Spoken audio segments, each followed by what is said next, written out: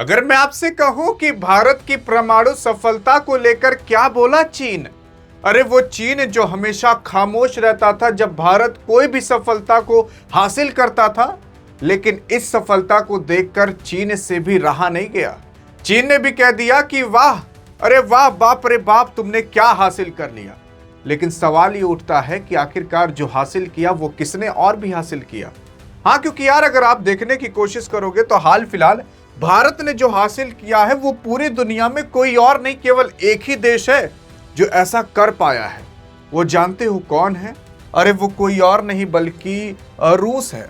और रूस के बाद भारत इकलौता ऐसा देश बन चुका है जिसने ये कारनामा करके दिखा दिया है और पूरी दुनिया में कोई नहीं कर पाया है।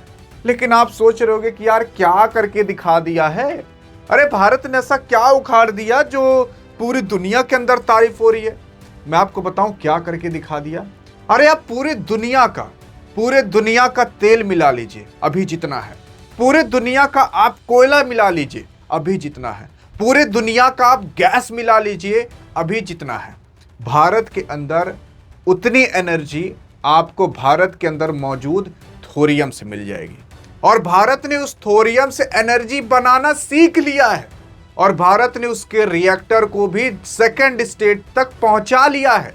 और केवल 3 ही स्टेज होते हैं और सेकंड स्टेज तक भारत ने एनर्जी बनाना भी चालू कर लिया है। और कहीं और नहीं, ये रिएक्टर तमिलनाडु के अंदर लगाया गया है।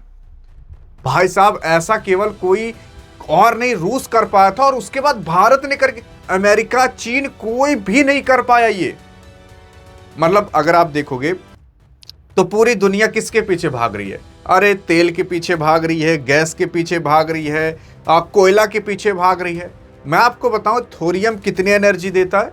अरे अगर आप 10,000 टन कोयला ले लोगे ना, मतलब एक माल गाड़ी में जितना पूरा कोयला भर रहे तो पूरा ले लो, उतनी एनर्जी आपको केवल इतने से थोरियम से मिल जाएगी। इतना थोरियम ले लो बस, 70-80 किलो। हाँ जी हाँ, ये है थोरियम। और ये थोरियम भारत के जमीन के अंदर का बहुत समय पहले से दबकर पड़ा था, लेकिन भारत ने उसकी अभी तक सही उपयोग करना सीख नहीं पाया था। अरे 1950 की बात है जब होमी भाभा साहब इसको लेकर भारत में आवाज उठाए थे। फिर उसके बाद उनकी रहस्यमयी तरीके से मौत हो गई, क्योंकि दुनिया को पता था अगर ऐसा हो गया तो भारत दुनिया पर राज करेगा। लेकिन अब हो चुका है। हाँ भाई साहब, पूरी दुनिया तेल के पीछे, गैस के पीछे, कोयला के पीछे भागती है, भारत नहीं भागेगा। पूरे दुनिया के गैस, तेल, कोयला सब मिला लो यार, उतना तो भारत केवल थोरियम से पैदा कर देगा। मतलब भारत पूरी दुनिया में एनर्जी पर राज करेगा। हाँ, राज करेगा। लेकिन हाँ, कहते हैं जब कोई सफलता पाता है ना तो उसको जलने वाले और उसको मारने वाले भी पैदा हो चुके रहते हैं। वैसे ही जैसे ईरान के पास तेल है तो उसको लूटने के लिए अमेरिका आ गया, वैसे भारत के पास थोरियम है तो उस थोरियम को भी लूटने के लिए कौन आएगा?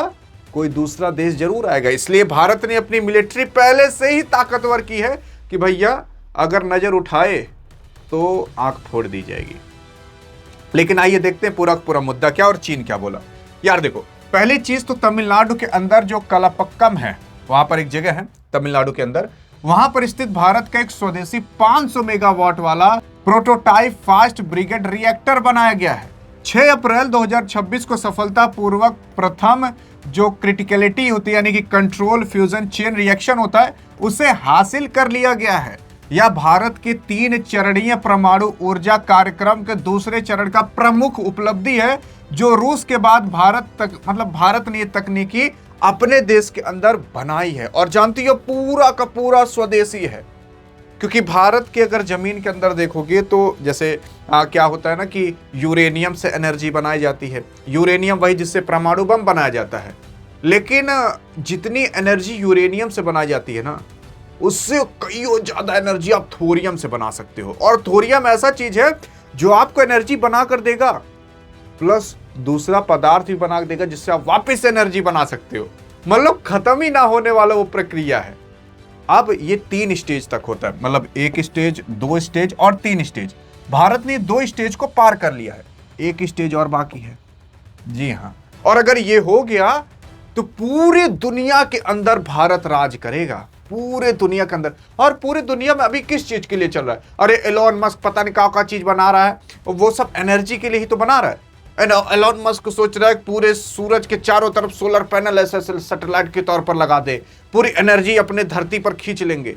भारत कह रहा है छोड़ो ये सब, एक आप फालतू काम करेंगे, सूरज को घेर दें, ये कर दें, वो कर दें। थोरियम है ना, पूरे दुनिया के अंदर अभी जितना तेल गैस कोयला है उससे ज्यादा एनर्जी भारत के थोरियम में पड़ी हुई है।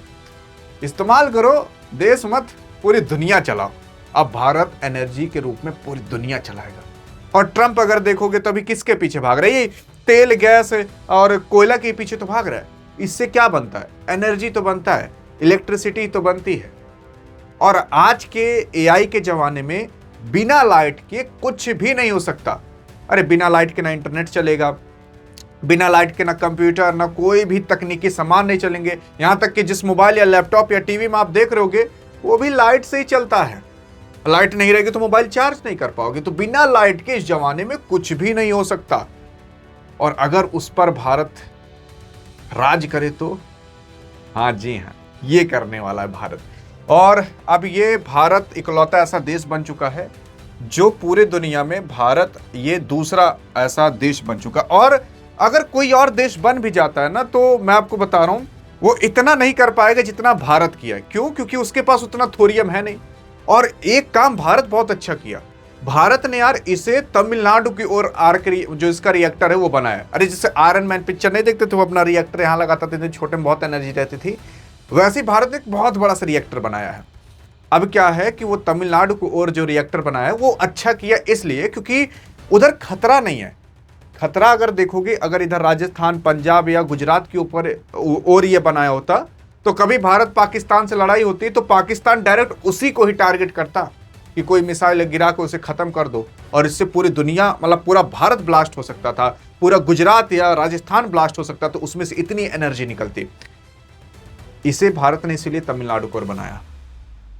ये काम बहुत अच्छा किया।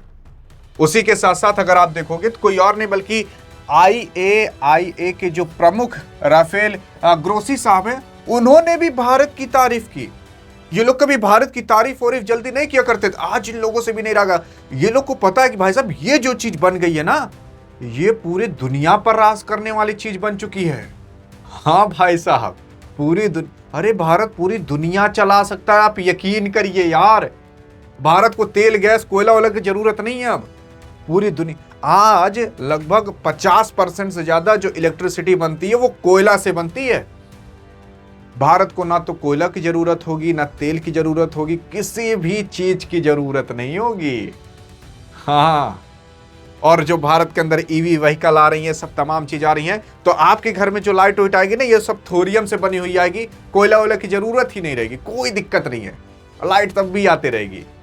समझ आ रहा है ना भाई साहब। उसी के साथ साथ यहाँ पर देख सकते हो ये भाई साहब भारत के लिए तमाम तारीफ किए हैं कि भारत ने एक इंप्रेसिव प्रोग्राम चलाया जिसे अचीव कर लिया है, क्रिटिकलिटी को अचीव कर लिया, जिसमें प्रोटोटाइप फास्ट ब्रिगेड रिएक्टर कल्लापक्कम के अंदर बनाया है, और ये फ्यूचर न्यूक्लियर एनर्जी है। तमाम चीज़ें ऐसे भारत के बारे में लिखते हैं और प्रधानमंत्री नरेंद्र मोदी को कॉन्ग्रेचुलेट भी करते हैं।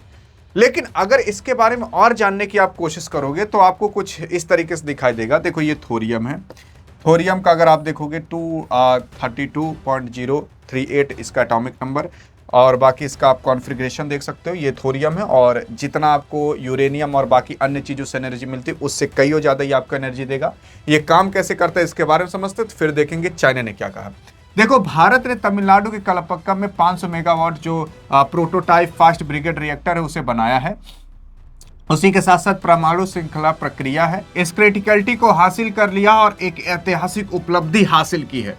और उसी के साथ साथ यूरेनियम 238 जो भारत के प्रमुख मात्रा में है, और उसी के साथ साथ ये उपलब्धि जो अभी भारत ने हासिल की, इससे बिजली बनाई जाएगी, जिससे भारत यूरेनियम आयात पर जो निर्भरता थी वो कम हो जाएगी। यार देखो इससे होगा क्या ना, इससे ये होगा कि भारत को जो यूरेनियम बाहर से मंगाना पड़ता था वो भारत को यूरेनियम मंगाना नहीं पड़ेगा, जिसकी वजह से भारत को यूरेनियम पर निर्भरता कम कर देनी पड़ेगी।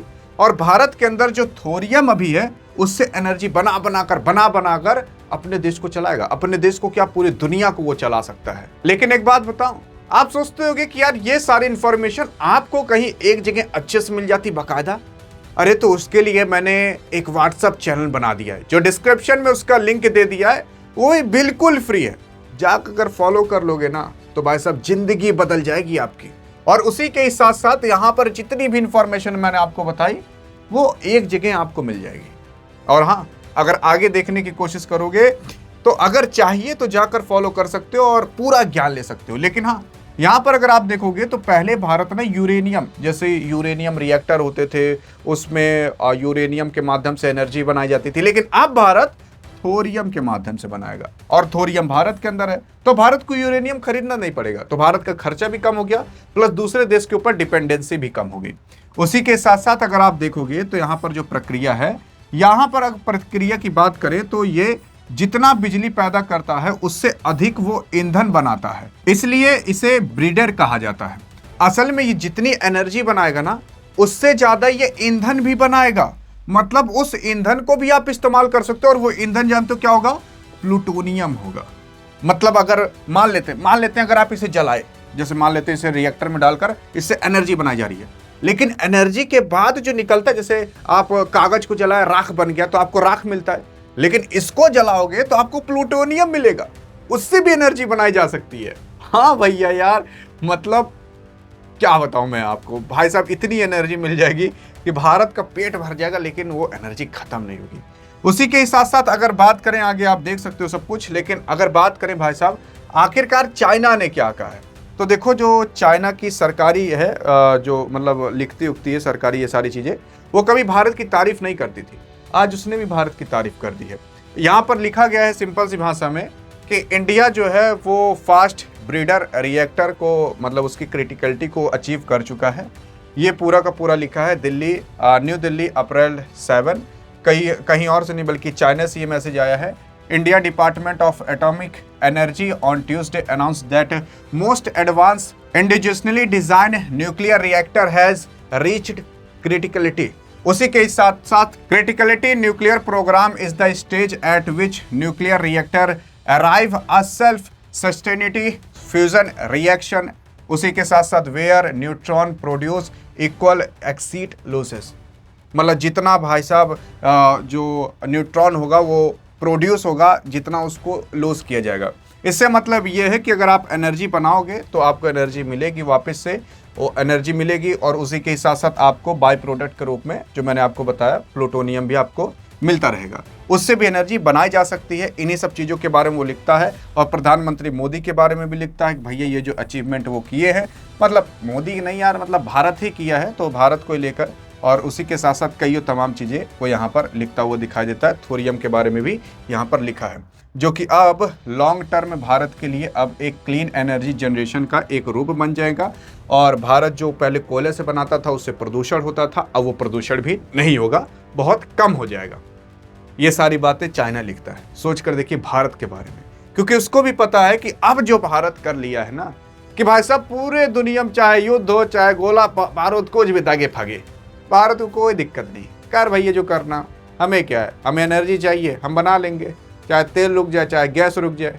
इसी वजह से भारत उतनी ज़्यादा टेंशन नहीं लिया, कह रहा है भैया स्ट्रेट ऑफ हॉर्मुज बंद हो जाए, होने दो, हम अपना बना रहे हैं, रुक जाओ यही बनने दो, उसके बाद बताते हैं। समझ आया ना यार? तो ऐसे ही भारत मतलब ऐसा नहीं है कि ये तुरंत हो जाएगा, इसको अभी 10 साल लग सकते हैं, 5 साल लग सकते हैं, लेकिन हाँ मतलब अब भविष्य देखोगे तो बहुत सुनहरा दिखाई दे रहा है। बाकी आप क्या कहना चाहते हो इस मुद्दे पर, और अगर पूरी डिटेल इंफॉर्मेशन चाहिए तो डिस्क्रिप्शन व्हाट्सएप चैनल का भी लिंक है। बाकी अधिक जानकारी चाहिए तो इस वीडियो में मिलते हैं, तब तक लिए जय हिंद जय भारत।